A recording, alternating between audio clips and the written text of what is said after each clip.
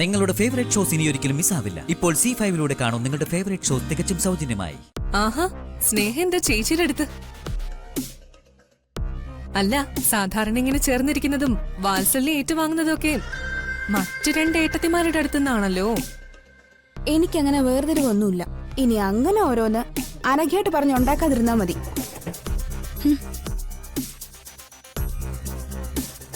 നിനക്ക് സമാധാനായോ? ഈ വീട്ടിൽ നിന്ന് നിന്നെ തേച്ചൊട്ടിക്കാത്ത ആരെങ്കിലും ബാക്കിയുണ്ടോ ഇനി? കുറെ നാളായിട്ട് ഈ വീട്ടിൽ കാണാത്ത കാഴ്ച കണ്ടപ്പോ ഞാനൊന്ന് ചോദിച്ചെന്നേ ഉള്ളൂ. അല്ല, ചേച്ചിക്ക് എന്താ അവളോടൊരു സ്നേഹം? ആ, അവളോട് സ്നേഹമില്ലെന്ന് ആര് പറഞ്ഞു? എനിക്ക് നിന്നെക്കാളും സ്നേഹവും വാത്സല്യം അവളോടാ. അവൾ എന്റെ മോളല്ലേ.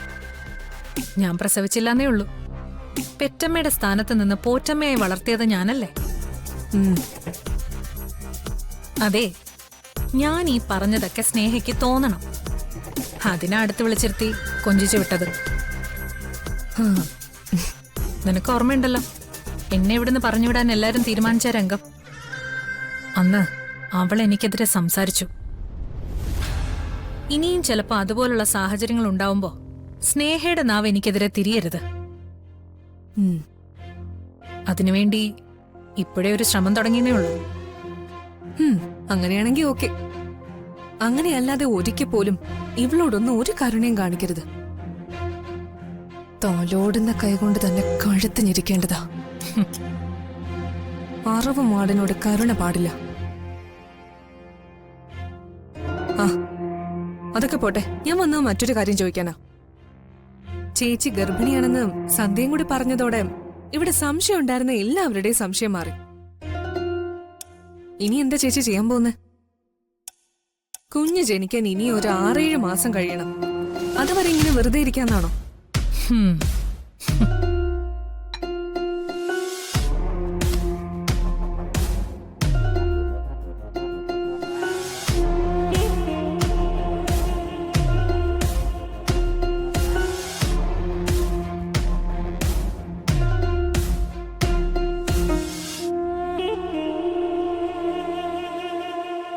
ഞാനിപ്പോ ചോദിച്ചപ്പോഴാണോ ചേച്ചി അതിനെ കുറിച്ച് ആലോചിക്കുന്നത്? അമ്മയാകുന്നു എന്നറിഞ്ഞപ്പോ ബാക്കി എല്ലാം ചേച്ചി മാറുന്നോ? അങ്ങനെ മറക്കാൻ മാത്രം എന്റെ ഉള്ളിൽ മറ്റൊന്നും ഇല്ലല്ലോ. പകയല്ലേ ഉള്ളൂ. നീ പറഞ്ഞപ്പോഴല്ല ഞാൻ ഇങ്ങനെയുള്ള കാര്യങ്ങളെക്കുറിച്ച് ആലോചിക്കുന്നത്. ഞാൻ ആലോചിച്ചിട്ടാ ഓരോന്നും ചെയ്യുന്നത്. എന്റെ വയറ്റിൽ കിടക്കുന്ന കുഞ്ഞു വരെ ഗർഭം ധരിച്ച് വളർത്തി വലുതാക്കി കെട്ടിച്ചയച്ച് അതിന്റെ മക്കളുമായിട്ട് പിന്നെ വിശ്രമ ജീവിതം നയിക്കുന്ന ഒരു സാധാരണ സ്ത്രീയുടെ ക്ലീഷേ ജീവിതം അല്ല ഈ അവന്തികയുടേത്.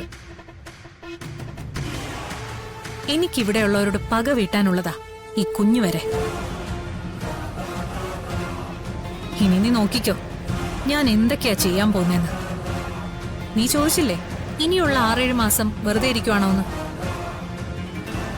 ആ 6-7 മാസമാണ് നമ്മൾ ശരിക്കും കളിക്കാൻ പോകുന്നത്. നീ കണ്ടോ ഈ നാടകത്തിന്റെ ത്രില്ലടിപ്പിക്കുന്ന രംഗങ്ങളൊക്കെ? ആഹാ, അടിപൊളി.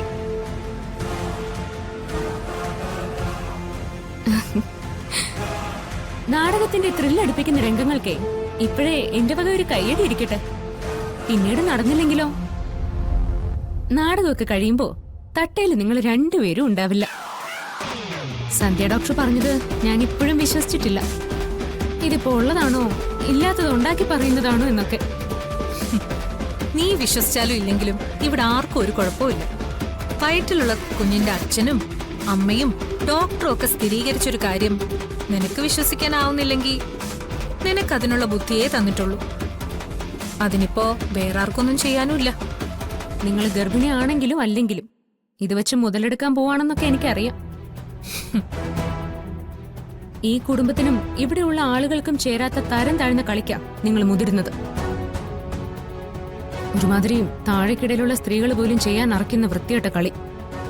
അതെ, സംഭവം നീ പറഞ്ഞതൊക്കെ ഉള്ളതാ. നിന്നെ കൊണ്ട് എന്ത് ചെയ്യാൻ പറ്റും? നീ ചെയ്യേ.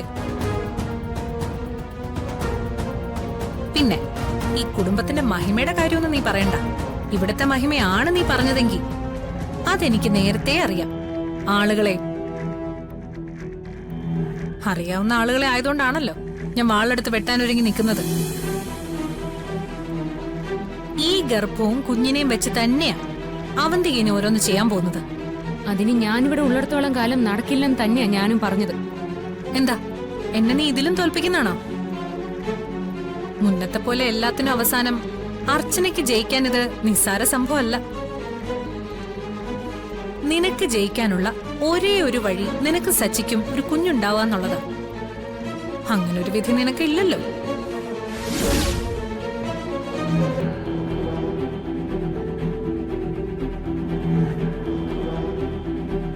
ആ, അങ്ങനെ ഉണ്ടെങ്കിൽ നീ പ്രസവിച്ച് കാണിക്കേ.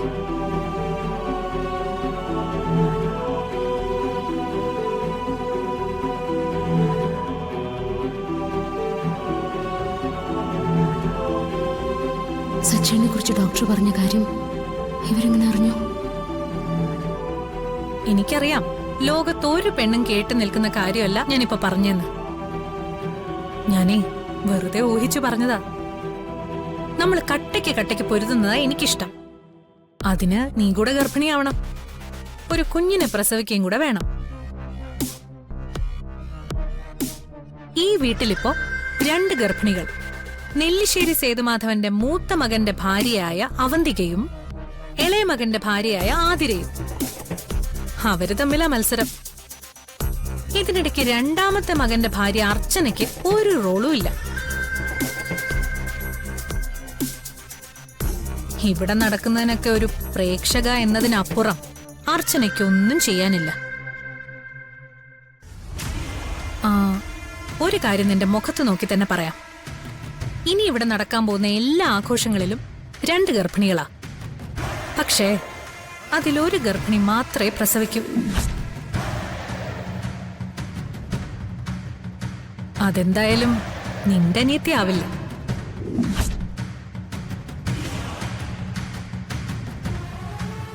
ഈ അവന്തികയായിരിക്കും. പ്രസവിക്കുന്നതിന് മുൻപ് നിന്റെ അനിയത്തി ആതിരയുടെ കുഞ്ഞ് അബോഷനാവും. ആക്കും ഈ അവന്തിക. നിന്റെ മുഖത്ത് നോക്കി വെല്ലുവിളിച്ചിട്ടാ ഞാനിത് ചെയ്യാൻ പോകുന്നത്. നിന്നെ കൊണ്ട് തടയാൻ പറ്റുമെങ്കിൽ നീ തടയേ. ഒറ്റയ്ക്ക് നീ എന്താ കാണിക്കാൻ പോകുന്നതെന്ന് എനിക്കൊന്ന് കാണണം. അതിന് അർച്ചന ഒറ്റയ്ക്കാണെന്ന് അവന്തികയോട് ആരാ പറഞ്ഞേ?